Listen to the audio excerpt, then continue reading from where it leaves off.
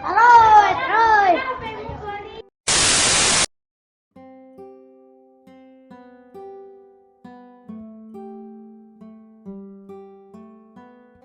Today I want to talk about bullying. You guys know the drill. I went out and asked some people what they think of bullying. What is bullying? Bullying itu kekerasan terhadap sesama temen, kekerasan terhadap fisik maupun mental.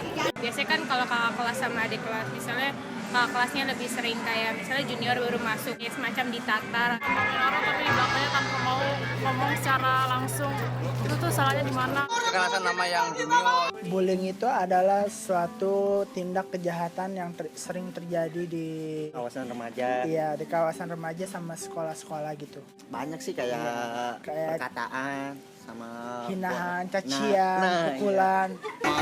Kotak-kotakan orang. Bullying itu kayak kekerasan. Bully tradisi ngetengin orang yang baru. Yang jelas dia suka bullying. Dia suka bullying. Bahaya loh mas Dan bullying. selain dia suka bullying, dia juga suka dibully yang orang. Bullying by definition is the use of superior strength or power to get someone to do what you or I want.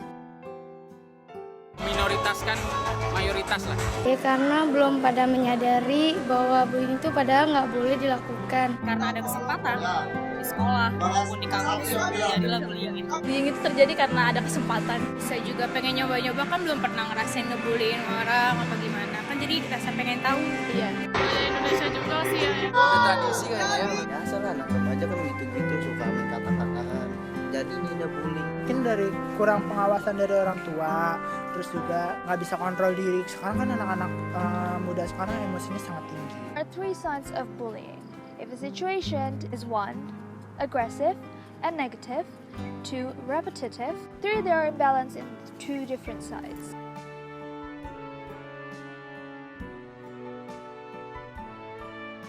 Here are signs for you to know if your loved one or anyone around you is getting bullied. 1, physical scars or wounds. 2, fear of going to school or workplace. 3, when they're pulling away from social interactions or events. 4, there are hints of aggressions and anxiety.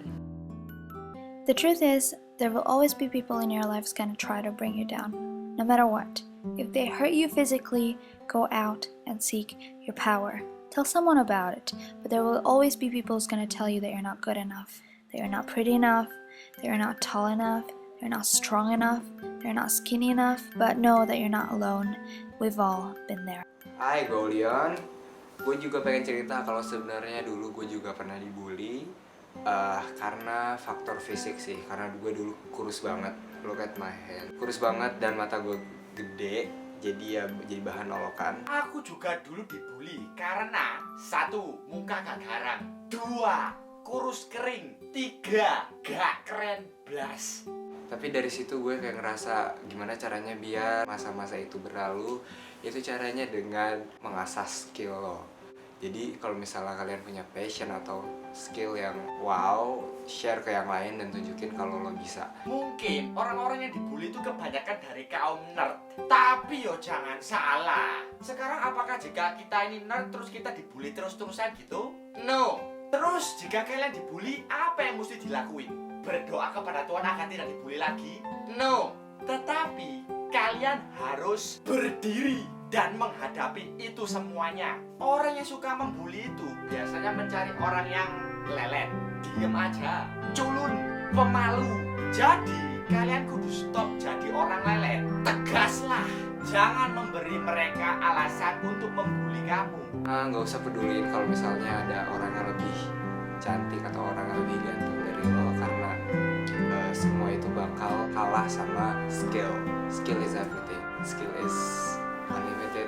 Menurut gue skill dan bakat itu ya harus dikembangin dan harus dibanggakan daripada kecantikan atau kegantengan. Nah, begitu loh ya. Oke? We're all here for a reason, so stand up for yourself and stand up for those who need it. I'll see you guys next week. Bye!